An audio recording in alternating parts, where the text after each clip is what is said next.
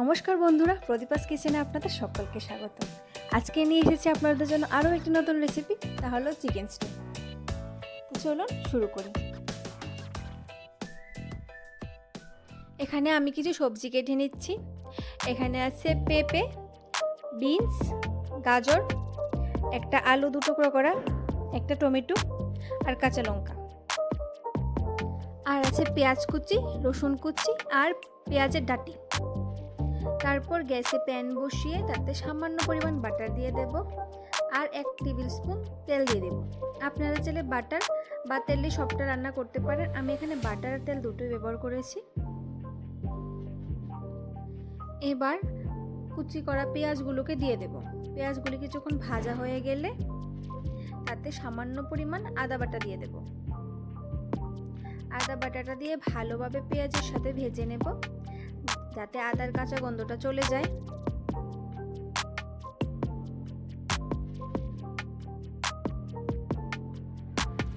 আদাটা কিছুক্ষণ ভাজা হয়ে গেলে তাতে কুচি করে রাখা রসুন কুচিগুলিকে দিয়ে দেব। রসুন কুচিগুলি দিয়ে ভালোভাবে পেঁয়াজের সাথে ভেজে নেব।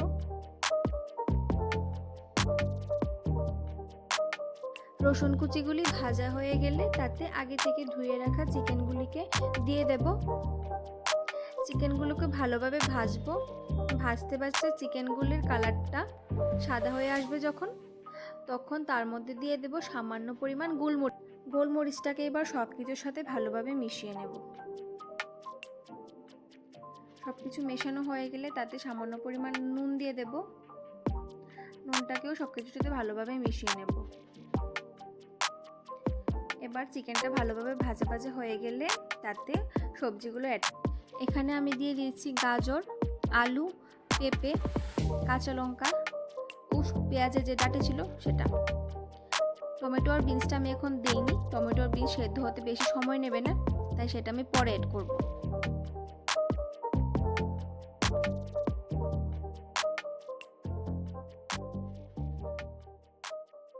সবজিগুলি দেওয়া হয়ে গেলে সবজিগুলিকে ভালোভাবে সব কিছুর সাথে মিশিয়ে একটু ভেজে নিয়ে তাতে পরিমাণ মতো নুন ও সামান্য পরিমাণ হলুদ গুঁড়ো দিয়ে দেব। এবার আবারও সব কিছু ভালোভাবে একটু ভাজা ভাজা করে নেব। তারপর পরিমাণ মতো জল দিয়ে ঢেকে দেব 10 মিনিটের জন্য।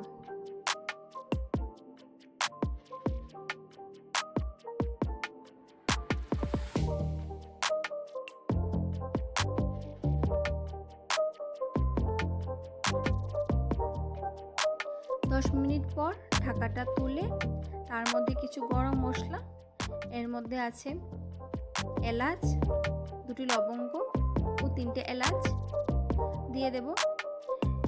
আর তার সঙ্গে দিয়ে দেব বিনস আর টমেটো কুচিগুলিকে। এবার আরেকবার ভালোভাবে নাড়া দিয়ে আবারও 10 মিনিটের জন্য ঢাকা দিয়ে দেব।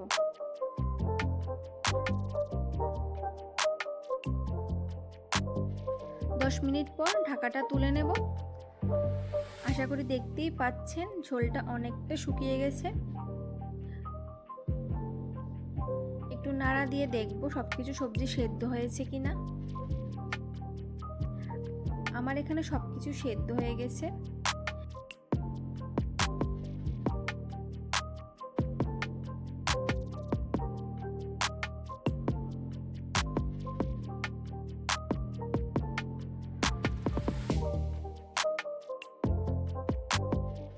আমি এখানে 1 চামচ কর্নফ্লাওয়ার জল দিয়ে গুলে নিয়েছিলাম বাটিতে, সেটাকে এখানে আমি দিয়ে দেব।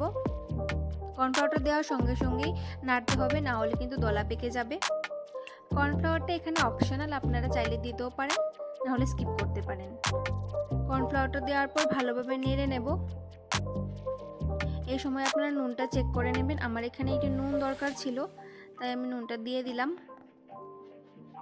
নুনটা দিয়ে ভালোভাবে সব কিছু মিশিয়ে ঢাকা দিয়ে গ্যাসের ফ্লেমটা অফ করে 10 মিনিট স্ট্যান্ডিং টাইমে রেখে দিলেই তৈরি আমাদের চিকেন স্টু। তারপরই গরম গরম সার্ভ করুন চিকেন স্টু ব্রেডের সাথে। রেসিপিটা কেমন লাগলো অবশ্যই কমেন্টে জানাবেন। একবার বাড়িতে অবশ্যই ট্রাই করে দেখবেন। ভালো লাগলে লাইক কমেন্ট শেয়ার করে দেবেন আর সাবস্ক্রাইব করে পাশে থাকবেন। আজকের জন্য এতটুকুই, দেখা হচ্ছে নেক্সট ভিডিওতে। ধন্যবাদ।